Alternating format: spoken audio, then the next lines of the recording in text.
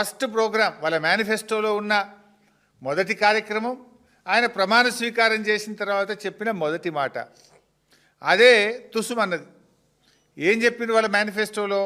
ముఖ్యమంత్రి గారు తన కార్యాలయంలో ప్రతిరోజు ప్రజల్ని కలుస్తాడు, ప్రజా దర్బార్ నిర్వహిస్తాము అని మేనిఫెస్టోలోని మొదటి పారాలో చెప్పారు. చివరికి జరిగింది ఏంది?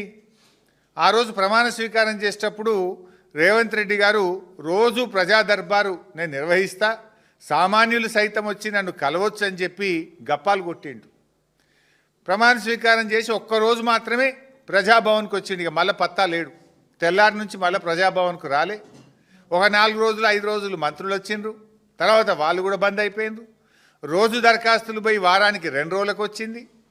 ఇక ఆ దరఖాస్తుల గురించి పట్టించుకున్నాడో లేడు. అంటే బిల్డప్ బాబాయ్ ఈ రేవంత్ రెడ్డి చెప్పిన మొదటి అబద్ధం ఇది.